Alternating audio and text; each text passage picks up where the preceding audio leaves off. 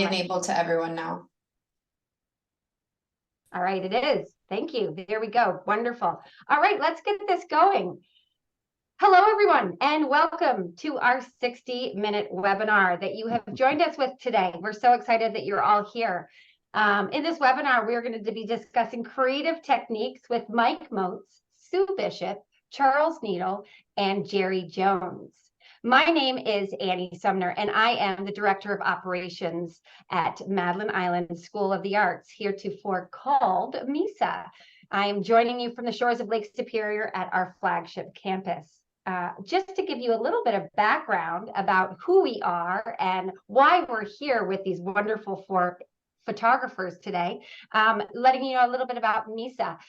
We have been in operations for only 12 years, and we are located in the shores of Lake Superior in northern Wisconsin. Just a short ferry ride over to Madeline Island, and we are a 45-acre campus located just 1 mile from town.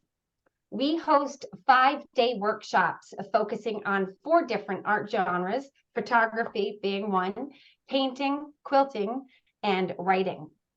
We have been, like I said, in operations for only 12 years, and we have over 5,000 alumni that many of you probably are on this webinar as we speak. In addition to our flagship location on Madeline Island, we have places in Tucson. We offer workshops in Santa Fe, and we just opened our 4th location this past fall in Bar Harbor, Maine. We are so thrilled that you have joined us with these 4 master photographers. They are going to be joining us this summer on Madeline Island for a 5-day workshop, June 17th to the 21st. It's going to be called Macro and Abstract Photography Retreat. To give you a quick synopsis of what this photography workshop will include, it basically starts on a Sunday evening. You arrive on Madeline Island Sunday afternoon, and the workshop, we have a welcome reception on that Sunday, and then we spend the next 5 days on different with these 4 instructors on various locations on the island. What's really nice about having these 4 instructors with us is that you will have the opportunity to spend a whole day with one instructor. So you will get a small group scenario with one instructor, probably no more than, I would say, 10 people in a group. And you will have an opportunity to be coached, to learn and to be educated by these instructors on macro photography, their expertise. Typically, our workshops run from 9 until 4. We like to have everyone stay with us on campus. Let me just pull up some pictures here for you of what Madeline Island looks like. Let me share my screen. This is here we go. Let me move this out of the way here. This is our campus, Madeline Island, and this is one of our main workshops that we have on Madeline Island. We have large campuses. We also have accommodations on here as well. Let me just show you some accommodations that we have. Sorry, I'm just trying to pick up. Oh, here we go. We've got Lupin here. Let me see what else I have for you. Sorry about that.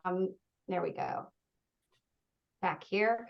And sorry, so going back, so we offer breakfast, lunch, and dinner, and you typically stay on campus. So we have these fabulous accommodations on campus that everyone sort of stays together. And the really nice thing about this workshop is that you're all there collaborating and doing the same thing. You're all there for a photography workshop, which is really nice.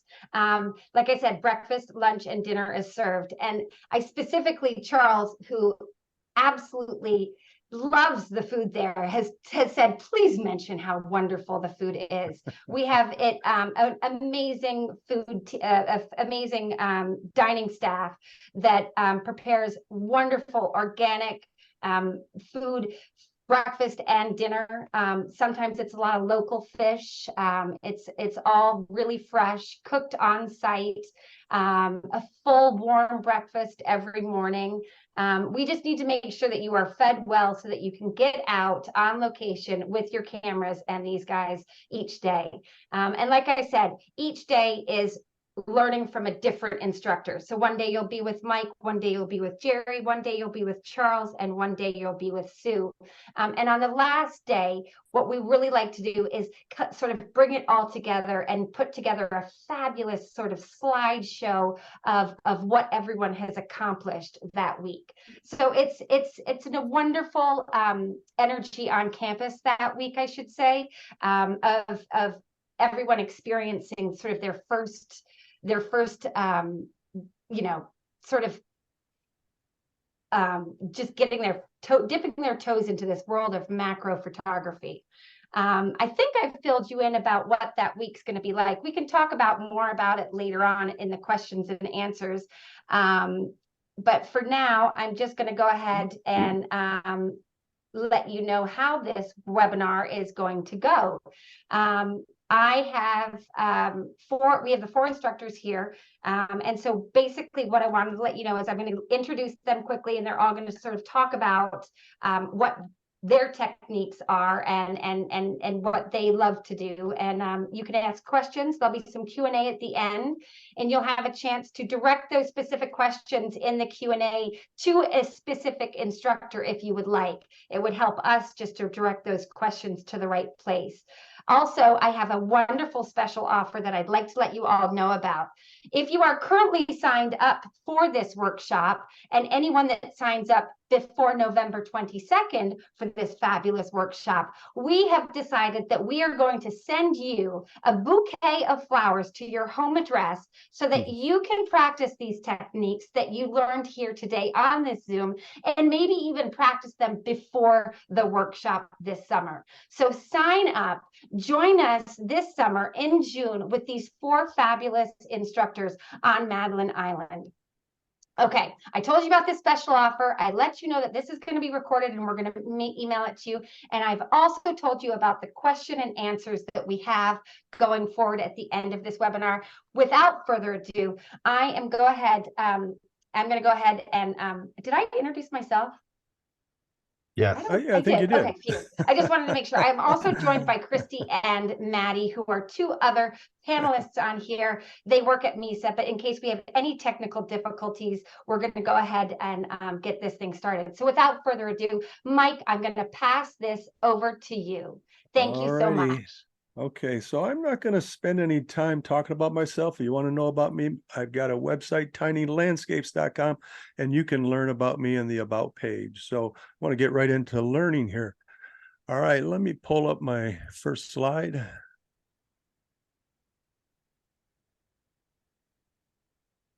All right, you all see the first slide there? Shake your heads. All right. All right, so my little program, because we don't have a lot of time, want to get through this, each one of us, fairly quick, but just simple flower photography. I want to show you how it easy is, at least the way I do it, to photograph flowers. Now, when I started 20 some years ago, in the wintertime when it was cold outside where I live in Michigan, I would shoot indoors with flowers. Now, if you're wondering why I'm on my stairway, is because that's a 2-story high foyer, and then the front of my home has a huge window that floods that stairway with natural light. And so that is the best place in my house for light to photograph. Now, one of the problems with photographing inside is that I have a stairway for my background. Now, in the beginning, I would use black fleece and white backgrounds. And after a while, I got a little tired of black and white backgrounds. And I wanted something more of a natural look in nature that would show like I maybe shot these tulips out in a field somewhere. So what I did was I went out to one of the local parks, create my own backgrounds, and I set up my tripod. I use my macro lens. Now, you know that when you focus on a subject like I have here, you would be manually focusing. You would want to set your f-stop at the smallest f-stop, 2.8, 3.5. And you know that when you're manually focusing, if you take that focus ring a little bit left, a little bit right of the focus point, that subject will start to go out of focus. So what you want to do is just rotate your focusing ring to the left 2 or 3 turns, or maybe to the right. One of the 2 ways you will get that subject to go completely out of focus to a solid color. When you get it there, you photograph it and you end up with that right there. So that grass that you just saw with the focusing ring taken all the way to the right side on my lens will blur it out to a solid color. Now that is a natural color that I get in nature when I photograph flowers and I blur out the background. Now, if you're looking at that thinking, well, that's a little bit solid, maybe I want a little bit of a texture in there. It's a different subject here. When you're taking it out of focus, don't take it to a solid color. Leave a little bit of texture in there, a little bit of blotchiness. So maybe you think that looks more natural to you. If you're shooting subjects that have pink flowers in it, you're going to have a little bit more pinks and greens in there. And when I go to botanical gardens, I'll search out big fields of flowers that they have there and photograph them out of focus. So I have a variety of different colors. Now, let's say that you look at this idea and you think, I don't want to go out and do that. You could actually go to a hobby store like Hobby Lobby, Michael's Crafts, and you can purchase books of backgrounds. And these are made for scrapbook people. So the one on the right, you see it says 58 sheets. So there's 58 backgrounds in there. The one on the left is solid color backgrounds. And you'll get something like this out of the one with the with some textured background. So you could use those if you didn't want to make your own. Now, if you do make your own, you want to print them on a matte paper, nothing glossy, okay? You want a matte paper with no sheen on it. And then you want to back that with some type of a stiff material like a mat board, foam core, or cardboard. And you'll attach that to that, and that'll stiffen up so you don't have this floppy print when you're using it in your home. Now, for print sizes, I carry 8.5 by 11s typically because that's all my backpack will hold. If you have a larger backpack, you could slide in larger prints because most backpacks nowadays have a sleeve area where you can slide up like a laptop or a notebook in there. And that works perfect for putting our backgrounds into. Now, one of the problems that we run into when we're out in the field is clutter. When we're trying to photograph flowers, we get a lot of clutter behind those flowers, and that is a big problem for flower photography. So just like I had a problem in the stairs in my home being the background, I had to put something behind those flowers. I can now take my backgrounds out into the field and use those behind my flowers so that I eliminate that clutter. This is the kind of stuff we run into at botanical gardens. So you want to shoot something and you've got all this clutter in the background. Same with this, really nice 3 little subjects here. But again, cluttered backgrounds. Same with out in the field where we want to shoot flowers, we get a lot of cluttered backgrounds. So what we do is we take these backgrounds that I've created that I started off using them in the house, and I realized, why am I not using these out in the field and making my life a lot easier? So now I take my backgrounds out into the field when I shoot, and I place those backgrounds behind my subject. Here I am on Madeline Island last year with a student, and I'm holding the background for her and using a diffuser to diffuse that. So basically, it's a really, really simple system, very easy. You can set your f-stop to whatever f-stop you choose. I tend to shoot at f32. I like everything in focus. But you can choose to do soft focus or everything in focus if you like. This is just in my backyard. There's a fern growing there, and then I place my background behind it, and there's the fern shot. So this is the simplest way that you could photograph subjects. This is on Madeline Island. That's a pair of lupin, and then I just crop out the image. And you can see I don't even have to get the background throughout the whole scene because most of our cameras nowadays, at least I know mine is a 26 megapixel mirrorless Fuji camera, and I can crop out from a larger framed image. So I just basically frame like you see it there, put my background behind it, and then crop out what I want in post-processing. Another little lupin on Madeline Island, and there's the finish. So it's very simple, very easy, easiest way I found to photograph. And again, as far as the f-stops, you can choose to use a higher f-stop if you want to get everything in focus. That's my style. But you could also do some soft focus on this where you get parts in focus, parts out of focus. Now, for me shooting at that f32 like I do, you will incur some diffraction. The great thing about digital photography is we have sharpening programs nowadays that we can sharpen any of the softness that we get from the diffraction shooting at that f32. So I don't worry about that.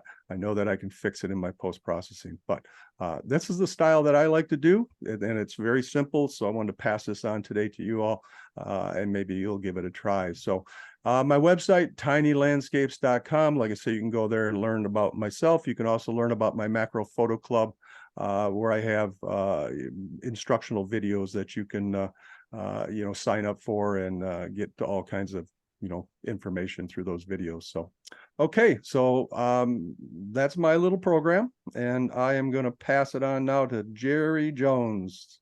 Hey. Wonderful. Thank you. I will unshare my screen now. Great.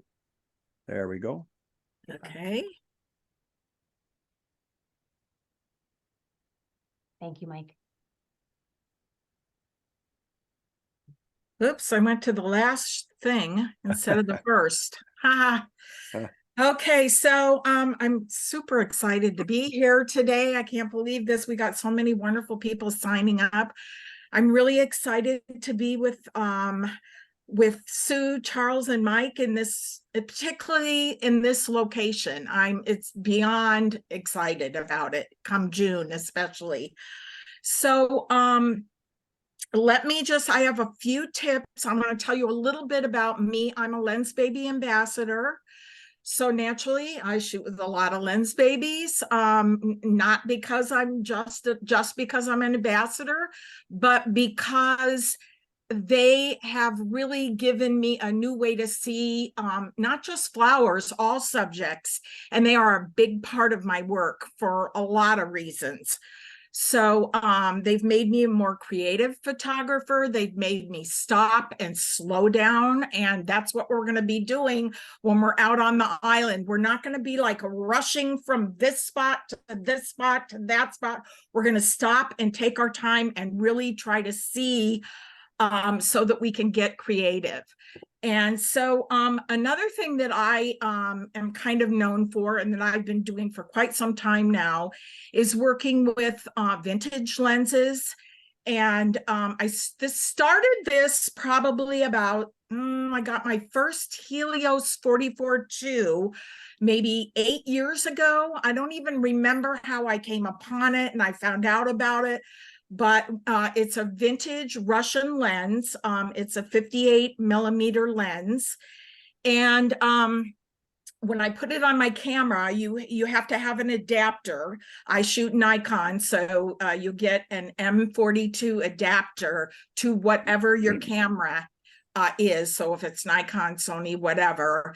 And it works pretty well. The only thing with Nikon, there is a little caveat. You can only shoot maybe up to, I don't know, maybe 10 feet and get in focus. It won't do infinity focus. All other camera models, as far as I know, it does, but I'm not interested in that for this particular lens. So I just want to show you a little bit. So I have here on the left image, what you see here, this is another lens of Meyer Optic, which is a vintage brand. And it's a really interesting company. It started out, it's a German company, and the very original, one of the original lenses that I bought from them, and I'm getting these on eBay, so they're very old lenses. You have to be kind of careful when you're looking. But the thing about these lenses is the bokeh. It's how they render bokeh, and that's what I'm looking to do. For me, especially, I would say in the last 3 or 4 years, backgrounds have become very important to me as a flower photographer, as important as the subject, I would say. So it's great to be able to get a really close-up portrait of a flower and fill the frame with it, and it's beautiful, but you want to change it up a little bit, and you might get bored just doing that all the time. So these lenses, and really any lens, can help you do that by your choice of aperture. But these lenses in particular, and Lens Babies, create a lot of magic in what they can do with your backgrounds and your bokeh. So that's one of the things that I'm going to be really working with attendees when I'm there. So if you look at this image on the left, this was taken with the Meyer Optic Primaplan 75 millimeter. And this particular lens is not a vintage lens. There is a vintage version of it, I believe, but these lenses got so crazy popular that about 4 years ago, they decided to bring them back. The company went into production again and started producing these lenses because of this little number here, this crazy little number here, the 100 trio plan, which if you go on eBay and try to find one of these right now, when I got mine, I paid less than $200 for it, which for me was a stretch to buy a vintage lens to pay that much. But I absolutely love it. Now they've gotten so popular that the prices are like $400, $500 range, if you can even find one.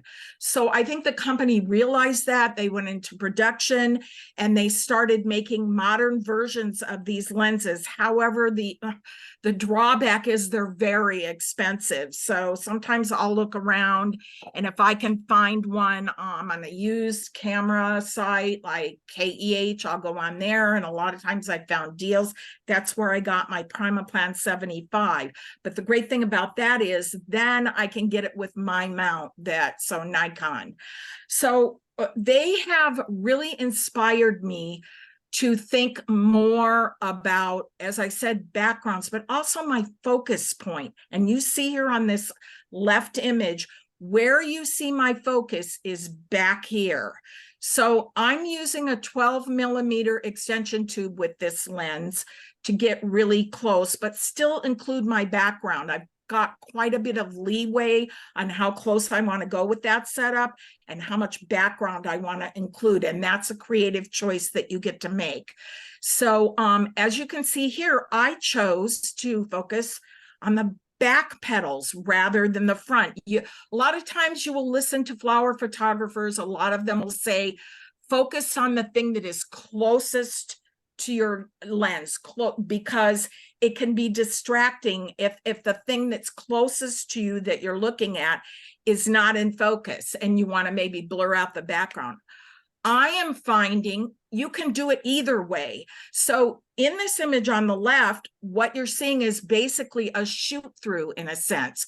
A shoot through is a creative option to go past what you're seeing, what is closest to your lens, and go a little bit further into the scene and pick out a spot, kind of like what Mike was saying. You choose with manual focus where you want to place that focus precisely. So I chose in this image to place my focus right here. I could have put it here, would have had a whole different feel to it, but I chose here. So I'm kind of shooting through, and all of these areas that you see that are bokeh are things that are in the foreground of my image that are being thrown totally out of focus. So it's all about the bokeh in this image. Now in the middle image here, which this was shot with my Lens Baby Twist 60, and that gives you kind of a twisty background. It's a beautiful, I use it a lot for flowers. I chose to focus on the front petals. Why? Because this particular lens gives me these swirly backgrounds, much like the Helios 44 vintage lens does that you see on the right side, my last image over here on the right side. So for me, these lenses are finding beautiful bokeh, looking for backgrounds, intentionally looking for backgrounds that I can blend with my flowers to really give it a different feel and look. And it's a lot of playing and it's a lot of fun.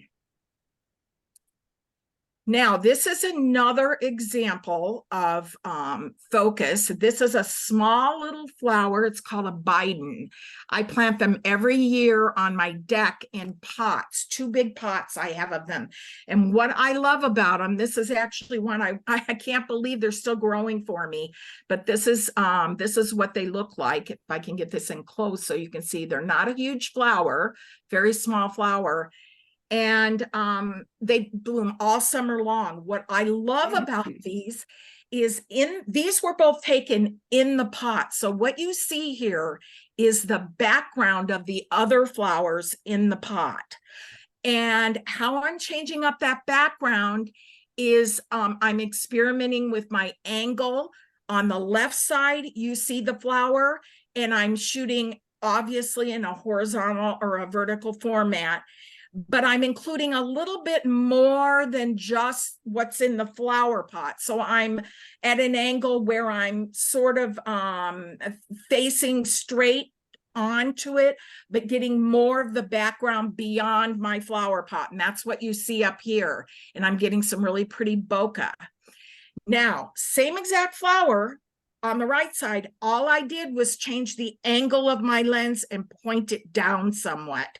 Again, I'm including the background, but what you see here are the rest of the flowers in the pot and not so much what's in the distance. So on one small tiny flower like that, you can totally, and these were both taken with the Helios 44-2, and you can see how it kind of renders that really pretty bokeh blur. And I'm always shooting wide open mostly with these lenses too, so that I can get those dreamy backgrounds. But think about your angle. That's a big thing for you to think about when you're photographing these.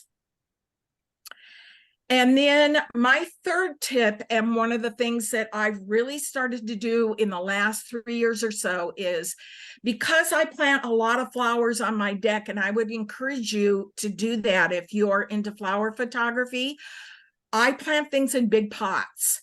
I started doing it because when we moved to the house that we live in now, we used to have about 4 acres. Now we're in a small ranch, and I have a fairly small backyard, but I can put lots of flowers, I can crowd them in pots. And what I love about that is that I can use the flowers in adjacent pots. I can turn the pot. I can be up, down. I can sit on a little chair out there, and I can shoot all summer long. But what I found my favorite time to shoot is later in the day, during sort of the golden hour or just before it peaks. Why? Because you have directional light. It's coming in from the side. It's beautiful, warm light, or you can change it up depending on the angle that you're shooting your flower. As you can see on the left side, this was taken late in the day, probably, well, summer. So it was probably near 9 o'clock or 8:30 at night. I'll go out to shoot. The other image that you see on the right was actually in a flower pot, propped up on my deck and on the railing on my deck. And I'm actually shooting in the distance. There's a tree and it's got leaves on it. And what you see there is the bokeh, the light coming through the leaves of the trees. So I chose to do that. And I did use my Meyer optic. They call this the bubble bokeh monster, this lens. So it makes bubble bokeh in your background. And that's what's really fun, because when you have a lens like that, you're sort of looking for a background where you can get a background like that. You look for things that will create that. So directional light late in the day, and I'm mostly not using a tripod. If it gets really dark, you'd be surprised how much light comes through, and I'll still shoot. And then in post-processing, and we're going to be going over that when we get to Madeline Island, I'm going to have a whole thing on my post-processing with moody floral photography and how I enhance that look on my photos. And then lastly, I like Mike said, he does a lot indoors over the winter, and I do too. Why? Well, he's in Wisconsin, right, Mike? Nope, I'm Michigan. in Buffalo. I'm in Buffalo, New York. So snow. It's freezing all winter long. So we have a Trader Joe's. If you have a Trader Joe's near you, they have the best flowers. I'm in there all winter long. I go in early in the morning because that's when you get your choice of bouquets. I bring them home. And these are 2 examples of, well, the one on the right this is kind of an ode to Mike here on this image, because normally I am shooting wide open, very shallow depth of field on everything I do with lens babies and my vintage lenses. But in this particular orchid that you see here, I brought this indoors. It was in the winter, I believe it was February. I'm using window light. So I've got window light coming in from the side. That side light is always so pretty, that light coming in at an angle. And this was set up on a table. I had a piece of black velvet in the background, and I shot that with my Tamron 90mm macro lens, I think at f32. And this is another thing I rarely do, but this is actually a 5-image composite that I did so that I could get it totally in focus from front to back. Although I know that you can with most flowers, as Mike says, but it gets a little more complicated with orchids because there's so much going on with an orchid. You've got petals jutting out from every which way and a stem behind. So it's a very complex flower to shoot. And so when I'm shooting orchids, I'm going to be in those apertures that are not shallow, as far down as I can go. So that was when I shot in the winter. And then on the left side, this was shot not very long ago, maybe 4 weeks ago. I did this one where I took all of the flowers in my garden and I put them on a tray. I used like a sort of a grid that you would use for drying your cookies, for cooling your cookies, like cooling tray that has the grid all in it. You can cut your stems and put them down in the little squares, arrange them all. That's the funnest part. And then I believe I took that one at f8 with my macro lens. That was just taken out on my deck, natural light, but I could have as well done that in the winter with window light because I have a couple other examples that I did do that. So there's a lot you can do in the winter. Stay busy in the winter, practice. And I'm really looking forward to seeing and meeting everyone when I get to Madeline Island. I'm super excited. So I'm going to stop my share. And I'm going to turn this over to Sue. There she is. All Thank you, right. Terry. Thank you, Terry. Let me just get yours up here, Sue. I'm going to Thank you. remove your pin. I'm going to pin you, Sue. All right. And we're going to share the screen. Great. And while we're waiting for that, I really enjoyed both Mike's and Jerry's presentations. Fantastic, both of them. I'm feeling all kind of fired up now. And there we go. Madeline Island looks wonderful. Okay, So I'm just like here. the others, All right. we can get to the starting off with beginning. number 1. Thank you. I think so. Yeah, thank you. Great, that's wonderful. So I am very, very excited to be coming out to Madeline Island, somewhere I've never been before, but it looks absolutely fantastic. And I think the whole setup sounds wonderful, and I can't wait to be working with the other tutors and working with small groups. It all sounds just perfect. And I just wanted to give you a quick idea of the kind of thing that I like to look for, really. Like Jerry said, I really love shallow depth of field, and most of my pictures will be using a very shallow depth of field, where I focus on just one part of the flower and let everything else go soft. This is a flower called the Japanese anemone, which blooms in September, and it's one of my absolute favorites. And I look for one in growing amongst other flowers of the same type. And then with a very, very wide aperture, I just throw all the background out, but it all relates because it's other flowers of the same type. And here I chose to focus just on the nearer little anthers in the middle. And if we go on to the next one, similarly, another very shallow depth of field. This was a little alpine flower up in the mountains in Switzerland, and it was a very foggy day. And the fog gave this lovely soft light. And so again, I focused with a shallow depth of field and let the background go really soft. There was a lot of grass and other plants behind these flowers, but the shallow depth of field, the wide aperture took away all that detail, which would have made the picture look too cluttery if it had all been sharp. So my lens is more or less stuck on f2.8, and it has a shock if I go much smaller than that. Next picture is similar, again very shallow depth of field, focusing on the front flowers, And you can see with this one and the last one that they are taken from quite a low angle. This is another alpine flower. Alpine flowers are very small and short a lot of the time. So I have a motto in life, which I will share with you. And my motto is, when in doubt, lie down. And I spend a lot of my time lying on my front, looking along and up at these small flowers, because if from standing height, hopeless, even from kneeling height, you're still looking down. If you're lying down next to them, you're looking along at them. And in this case, I was able to set the flowers against the plain white sky. And that's what's created the white background here.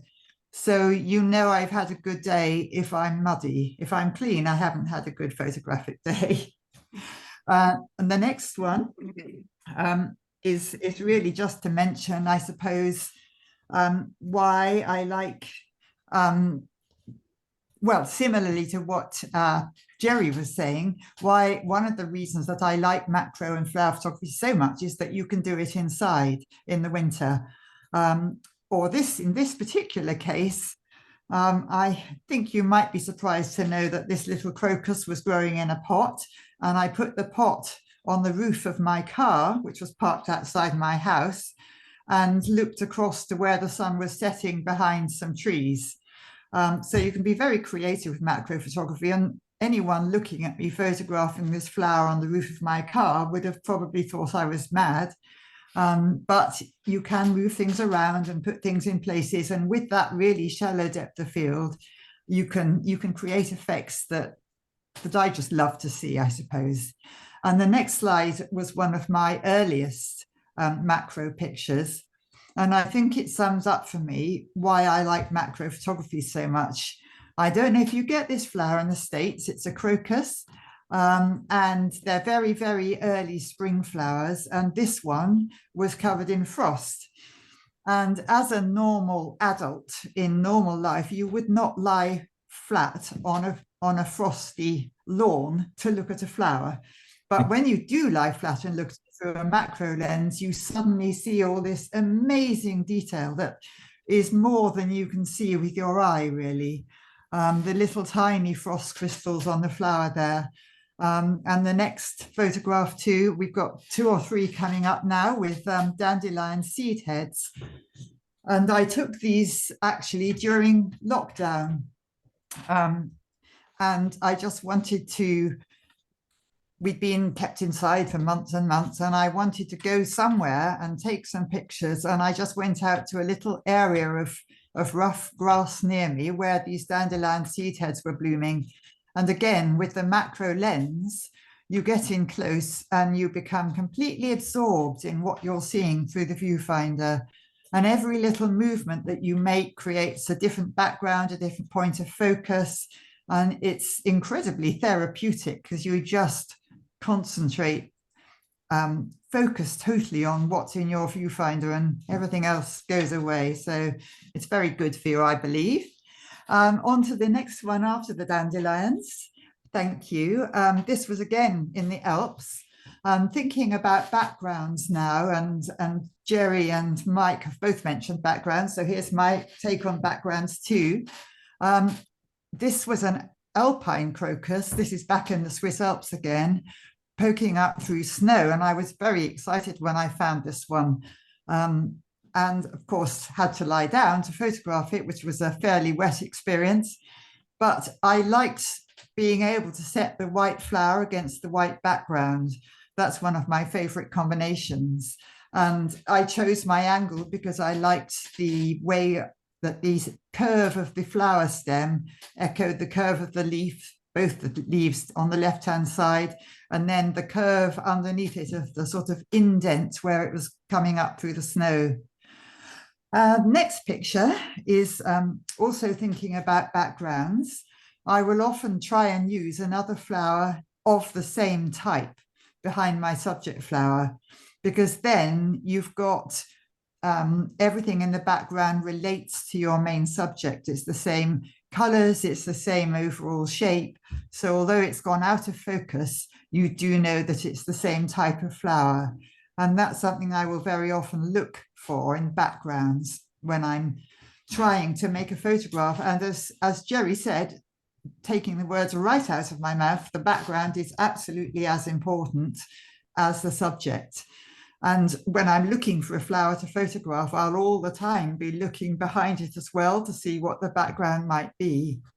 The next slide, similarly thinking about backgrounds, a little piece of wild garlic, another very small flower growing in a clump of wild garlic.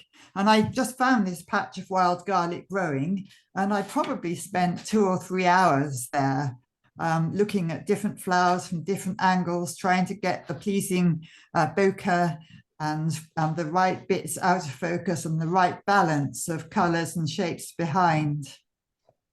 Next slide. Similarly, I sort of mentioned this technique before of the sun behind, but the background will totally affect the picture. Imagine if I had photographed this snowdrop against a plain area of grass or something, it would have been lovely, maybe still. I'm not saying that wouldn't work, but that'd be a totally different effect and different feel. So the same flower will have a very different feel when photographed against different backdrops. On to the next picture. I'm a bit of a lover of raindrops, and if ever it rains, I'm out there in a garden looking for something with raindrops on. This was taken with my macro lens, but wouldn't have to be. The larger flowers like this, you could just as well do with a standard lens or a zoom lens, a short telephoto. And in this case, it becomes all about deciding where you want to focus and how many raindrops you want to sort of be sharp. With this kind of a picture, I'll work on a tripod and take quite a long time organizing how much I want to be sharp or soft. Next photo is also raindrops, a bit more of a recent one. And here, very shallow depth of field, just focusing on a couple of the raindrops. And this is also a technique that I'll be discussing later on. So just to kind of mention that now, we've got quite a lot of softness in there, and it's a multiple exposure technique that I'm going to talk about in a moment. But before that, just on to the next slide. I'm certainly not going to turn away anything lovely that's covered with raindrops. And sometimes when you're around looking for the flowers, you see something like this. And again, this highlights for me how magical a macro lens is, because to the eye, it looked nothing like that. It really didn't. It's only when you look at it through the macro lens that you start to see these kind of row of pearls effect.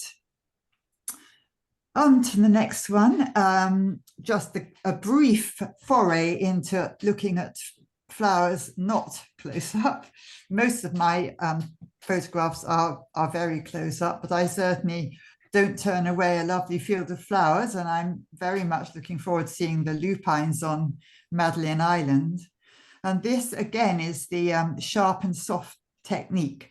So it's an in-camera multiple exposure, which I'll explain in detail during the workshop. But basically it combines a sharp photograph and a soft one to give a result where there is sharpness within the softness. It's not like totally defocusing the photograph, and it's not like a sharp photograph, it's somewhere in between. The next photograph is thinking about, what is it thinking about? Remind myself, yes. Getting a little bit more abstract with some pictures. Tulips are one of my absolute favorites. And sometimes the best part of a tulip is just the base of it, not necessarily including the whole tulip. And that was the case with this one, which had drooped over, and the background to the droopy flower was more tulips of the same type. And so again, filling the frame with the tulips, getting quite abstract, not feeling I need to include the whole thing. I've lost seeing, has everyone else lost this, or is it just me? Lost seeing the pictures now. I'm back onto a different screen. Yeah. They'll work on it and get it back up.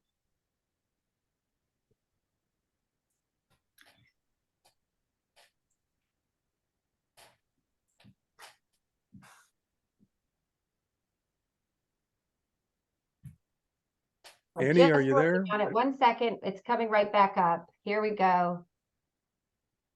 Sorry about that. Go ahead. Well, I was pretty much at the end of it. We can leave it there if you like, because I don't want to overrun my time.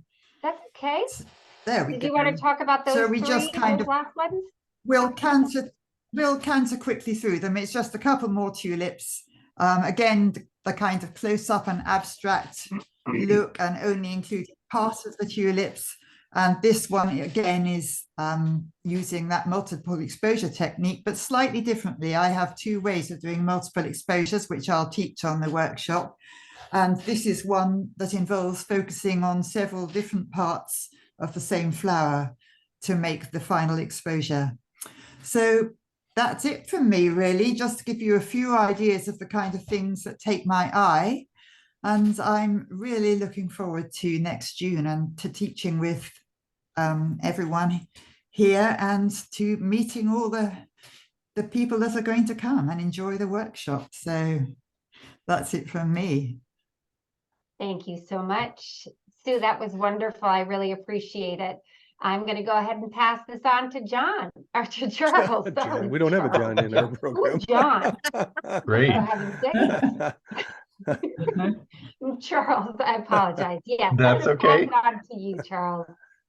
Wonderful. So I am so excited to be back on Madeline Island. This will be my third visit. Mike asked me to join a few years back, and it's a magical place, really is, with all of the lupin, and we've hopefully timed it so that they will be blooming.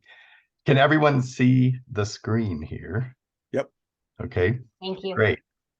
So a lot of what I want to focus on Madeline Island, I love macro, and I am going to teach macro, and I'll show you some macro shots toward the end. But what I'm very excited about to share with everyone is how to do in-camera multiple exposures. And you don't have to do these in camera. You can still shoot a scene and combine several images later if your camera can't do it in the camera, using some software. It's actually an action that I will give you. It's a free plugin to Photoshop to do it later. But if you can do it in camera, you can make a scene like the one on the left look like the one you see there on the right, or a scene like this. And we're going to be visiting different gardens, and there's definitely some chances to try some of this stuff. But essentially, it's just this technique involves moving the camera slightly out of alignment, if you will, each time, to make an image look very painterly. And these look stunning when they're printed on canvas and that kind of thing.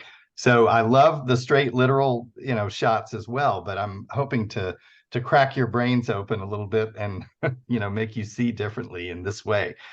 This was a shot that I made in Monet's garden, and I was noticing the striations of, not only the tonal variations here, but also the color contrast.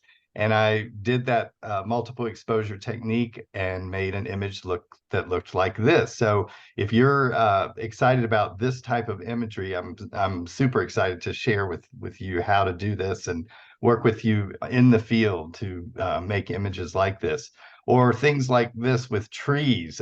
There is a forest that we can visit. Probably won't have snow in July, but what you can do with this sort of scene is, moving the camera up slightly each time, combining all of the various exposures creates one exposure. And you see this come up on the back of your camera after you've done it, if your camera does in-camera multiple exposures. So super excited to share that with you. This was made last year with the lupins on Madeline Island. And so, this is just an example of what you can do. And I loved the dark sort of band of grass that separated the two lines of lupins here. And that's what, helped all of that stand out even more. So it may or may not be to your liking, but I'm going to teach other things as well. So stand by if this isn't appealing to you, and that's fine. But I'm going to give you a menu of choices of types of images you can make that'll really make you think outside the box. Here's another image of a tree made the same way, just moving the camera slightly, or an image like this with these trees here. there was some ferns growing in the floor of the forest in this image. And that's what, by doing the multiple exposures on this, made the ferns look much softer. And then this reminds me of a Syrah painting. This was just a single dogwood tree, and there will be some blooming or blossoming trees, on Madeline Island. So we can try things like this to make it look like a painterly, pointless painting.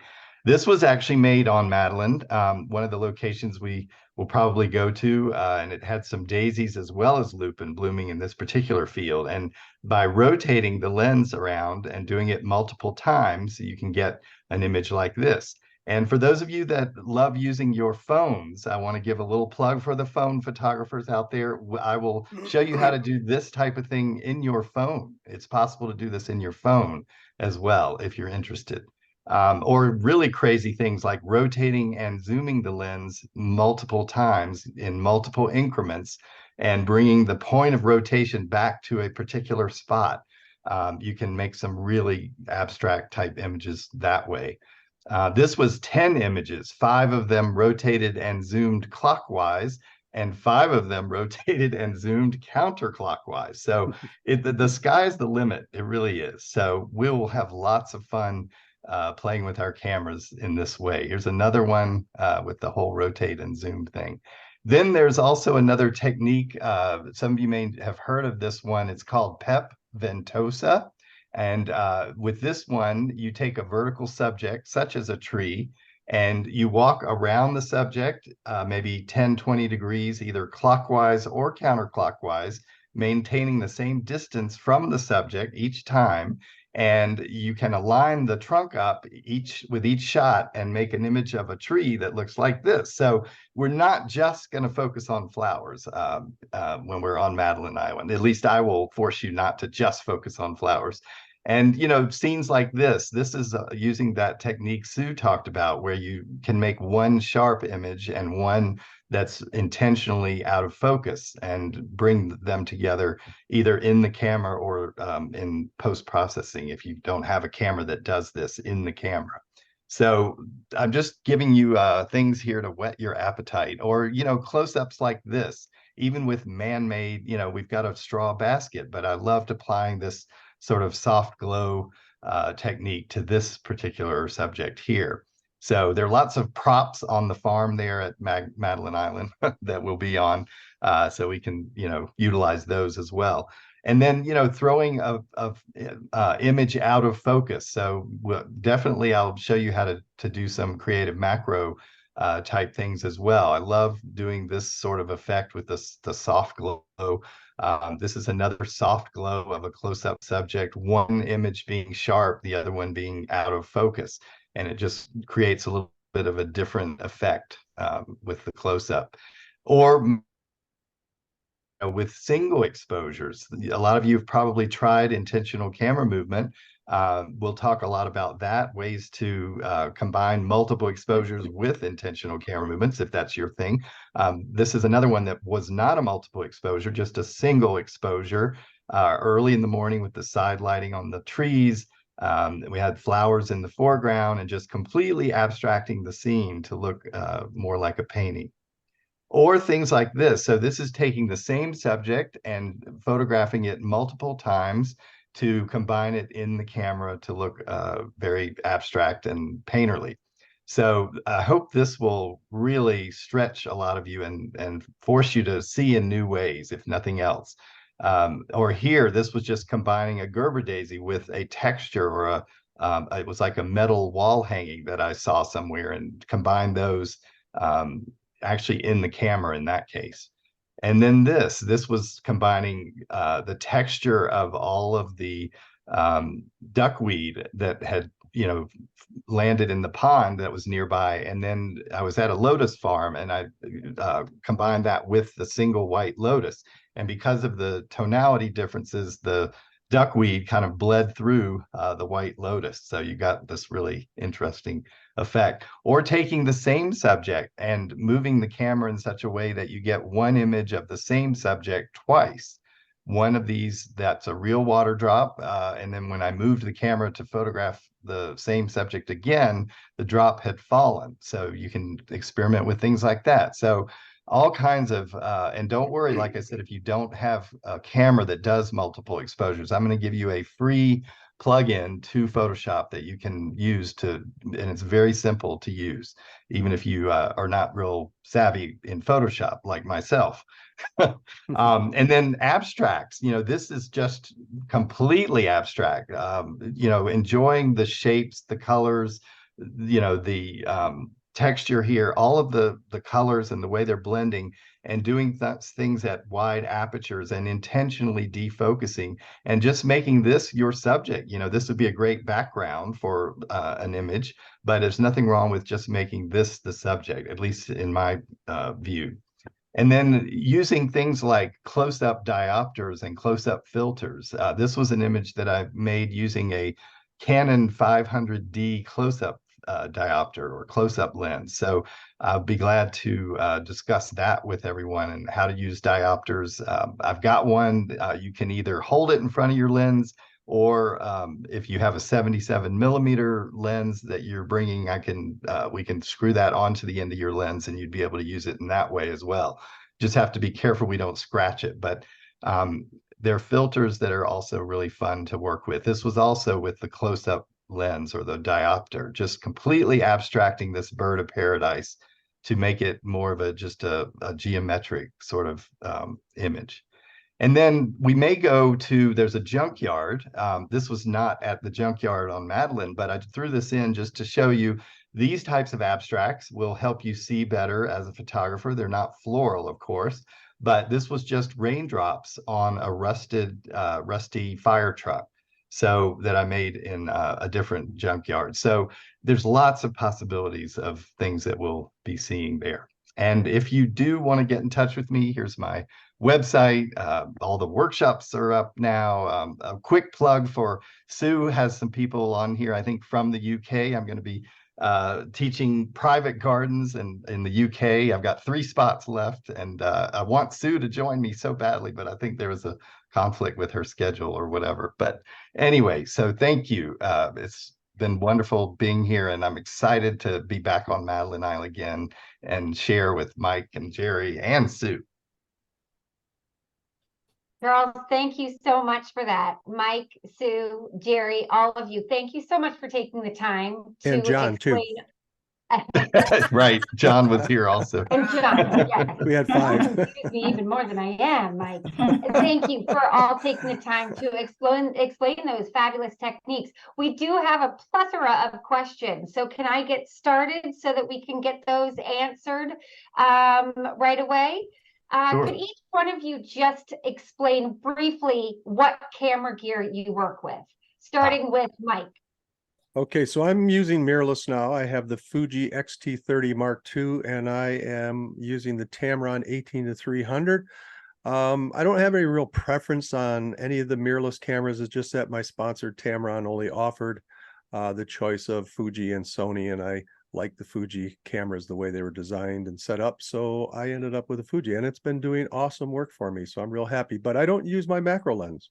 You'd be surprised. Everything I shoot now is only with my zoom lens. Thank you. Jerry, how about you? Okay, so I'm shooting with a full frame Nikon D750 right now. I'm probably going to go mirrorless. I just can't decide which one I want. Do I want the big megapixel or the more medium? I just can't make my mind up. But anyway, I'm, as I mentioned before, I'm a Lens Baby ambassador. I have almost every lens. Well, I do have almost every lens and optic they make. I'm going to be bringing all of them with me for instruction on that, and my vintage lenses. And then I do shoot, I have a couple macro lenses. One is a newer one I got a couple years ago. I absolutely love it. It's called an IRIX 150. And what I love about it is the reach. So if I'm in gardens where I'm not allowed to step over there and I want a picture of that flower, I have that reach. And I know Mike does the same with his Tamron, this whatever to 300, I think 18 to 300 or something. Yeah. So same sort of theory there. But so I'll have a bunch of different things, and it just depends, what I'm shooting and what I want to do. Fabulous. Sue. Well, for all of my flower work, I use a Nikon, or as you would say, Nikon D850. And I have a very, very old 105mm macro lens that was made before VR, vibration reduction, came in. And I just love it. It's my favorite lens, and I really don't want it to give up because it's just wonderful. And I think that was the lens I used for all the pictures probably that I showed you. I do also have a 200mm macro, which I got much more recently for the same reason that Jerry was saying about wanting to reach a further subject.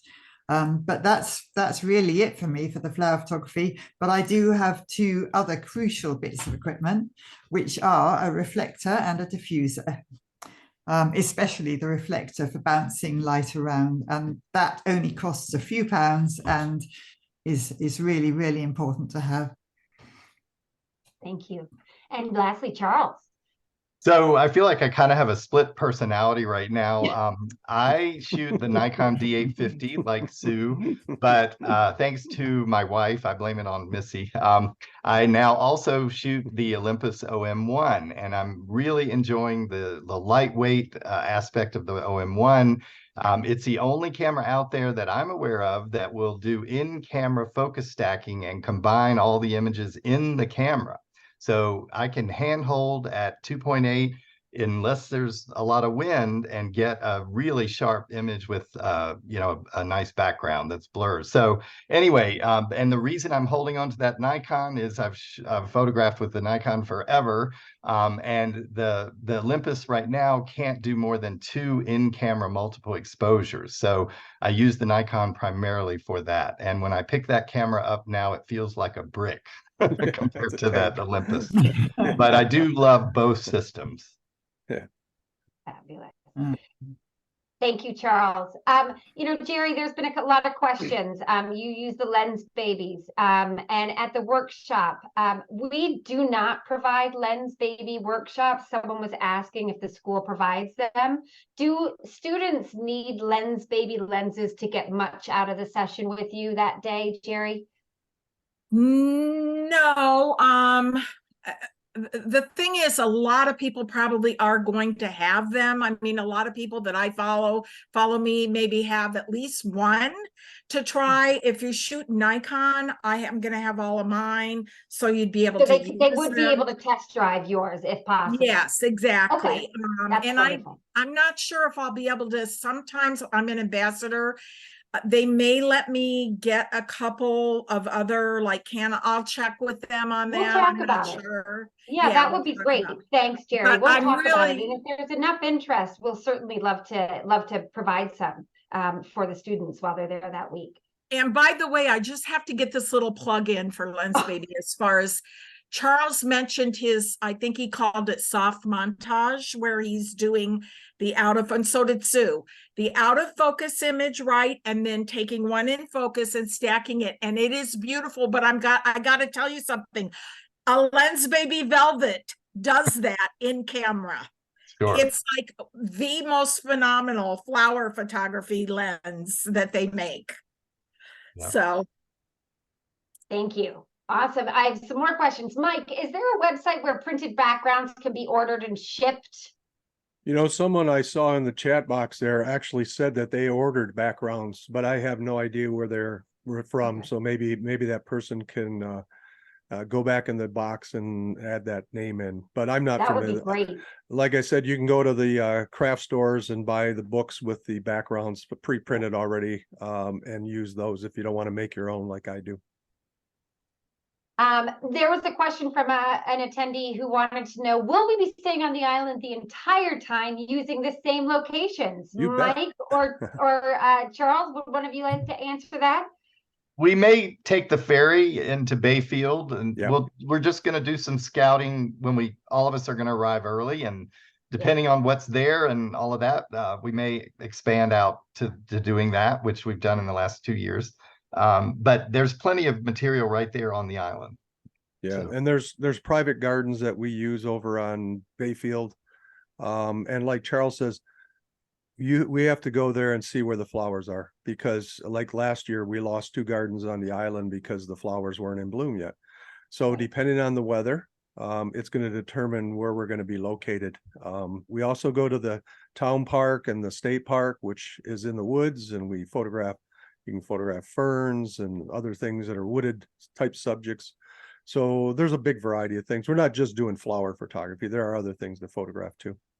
And that's a wonderful answer. Thank you, Mike, because someone did ask, they're interested in improving their landscape photography. Will you be offering any of that? No, I won't be.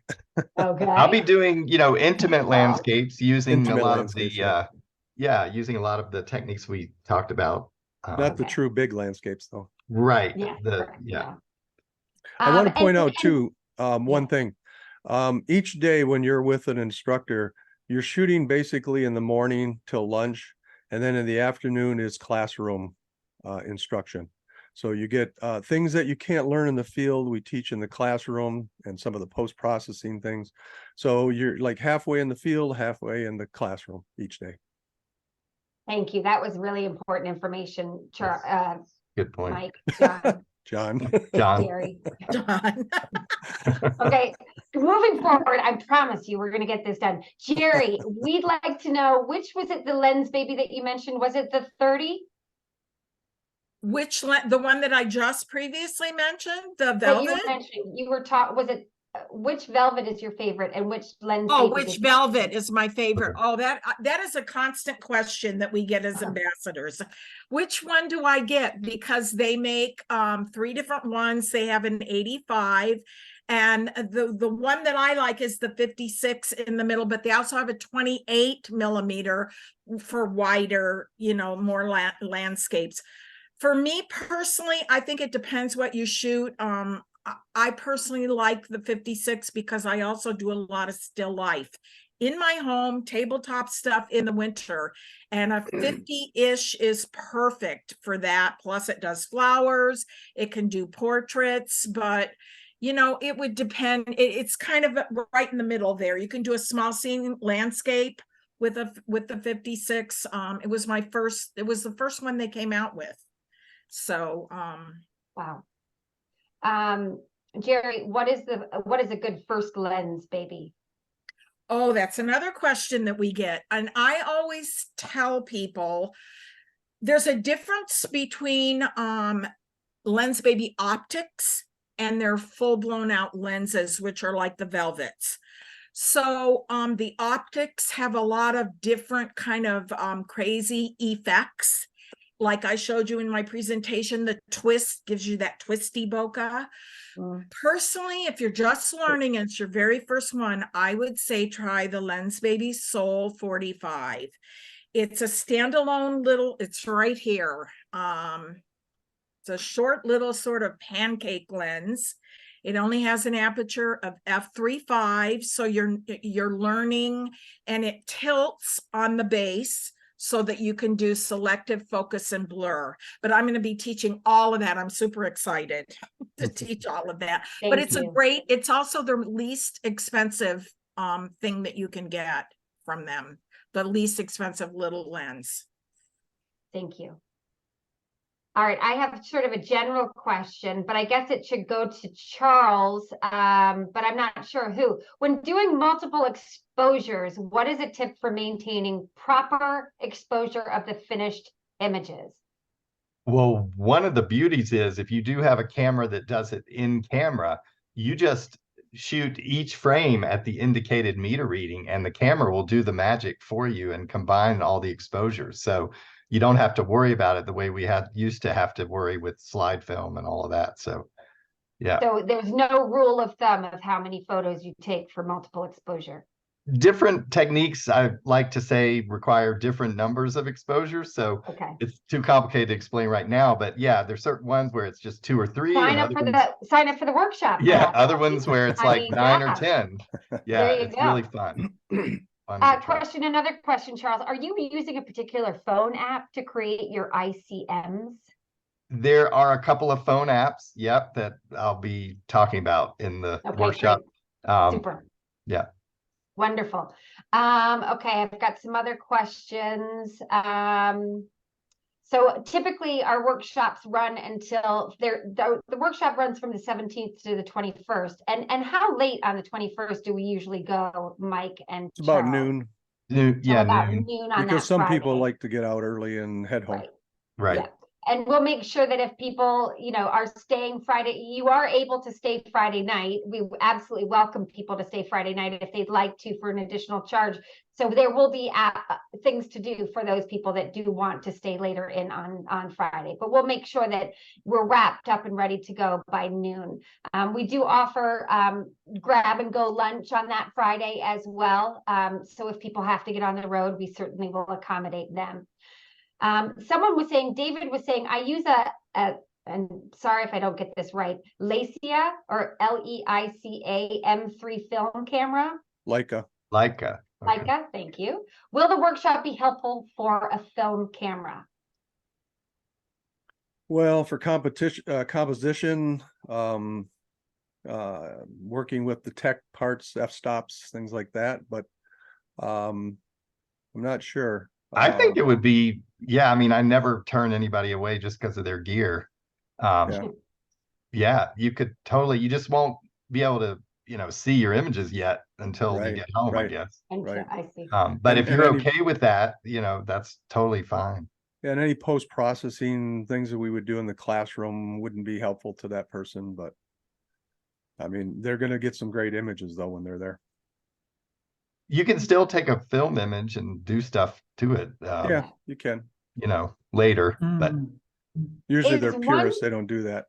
well, right, usually.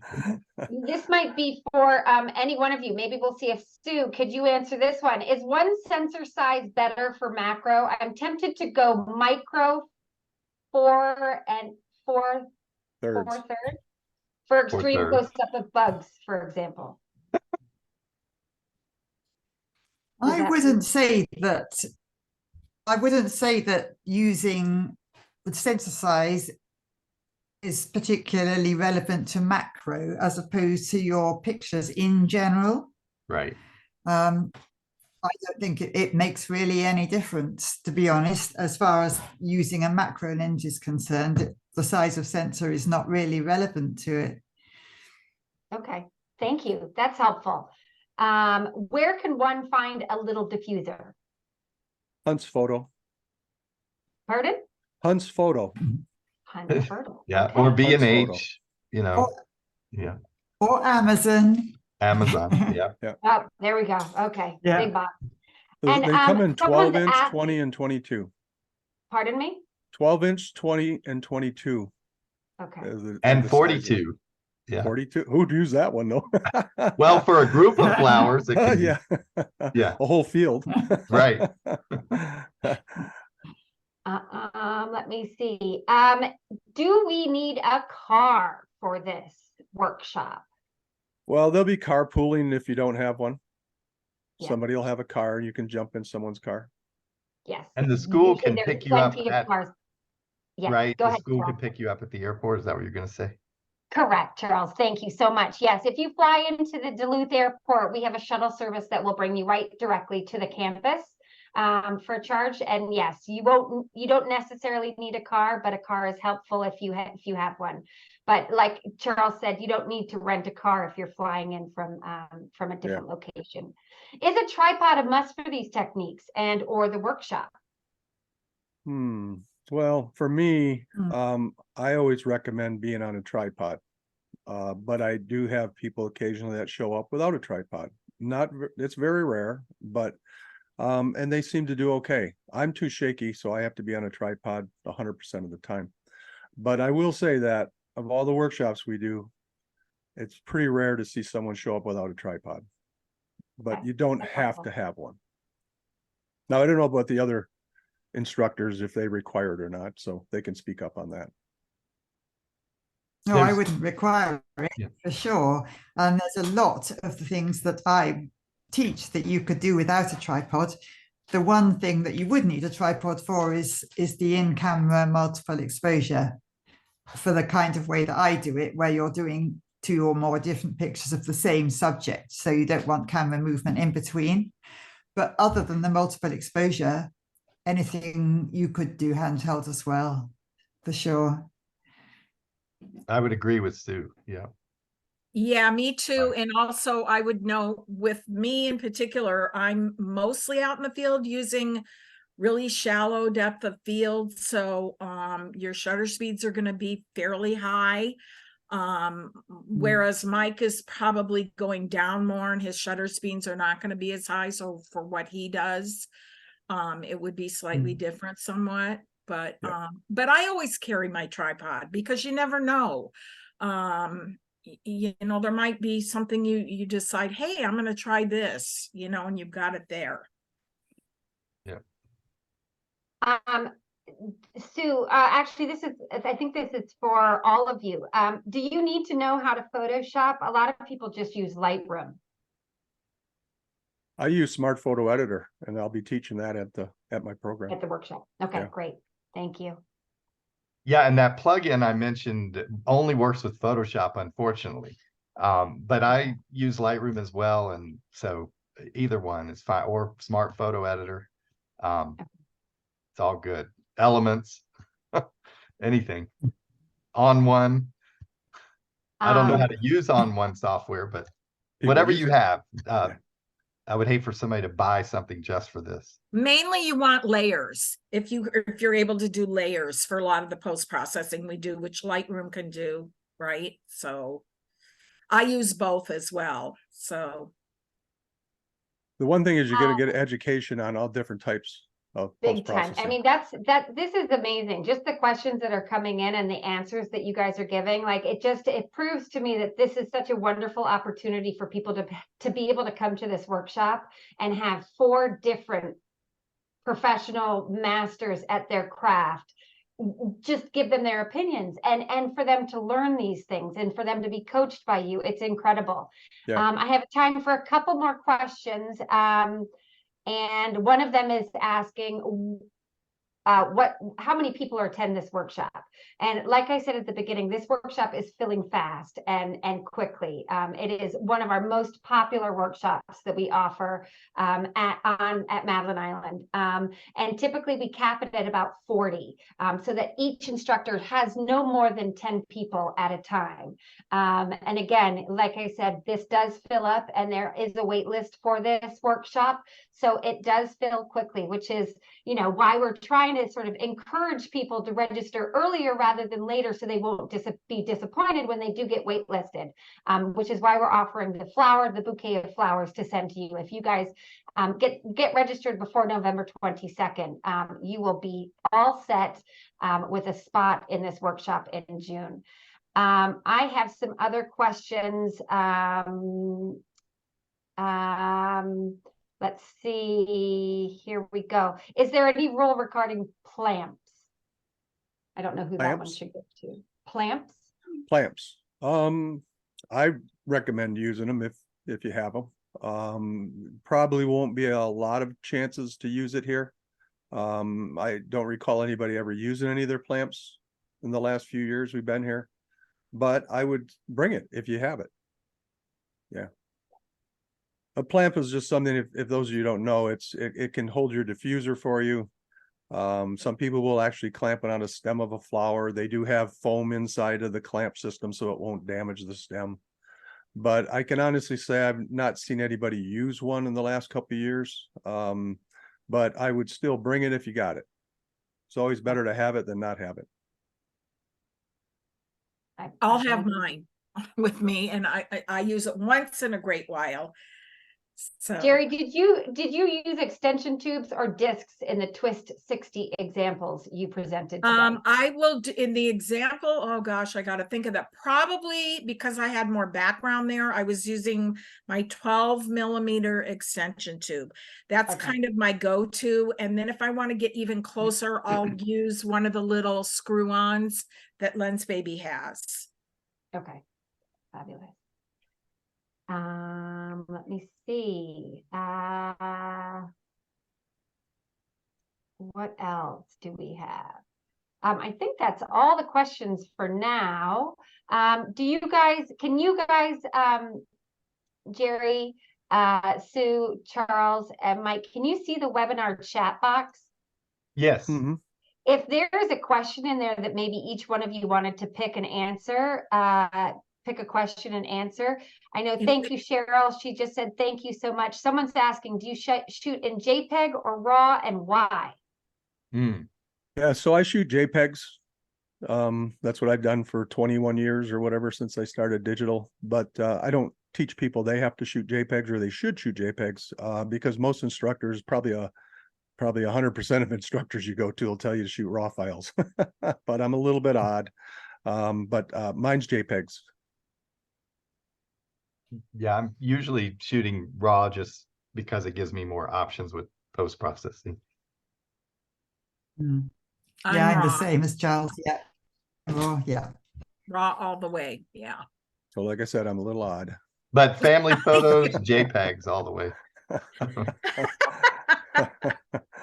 So people are starting to leave. So I just want to just announce the dates one last time for everyone. We're going to wrap this up. This has been incredibly wonderful of you guys to take your time to go through all of this with you. Just lastly, I'm going to go through a couple of slides of the Madeline Island location. This is our campus. Like I said, these buildings off to the right in the back are our accommodations. This large barn is where all the meals are served. This is one of our beautiful workshops. This is all of our students here enjoying wine and delicious food and conversation together. A vision of the ferry boat that will bring you across to this magical little island.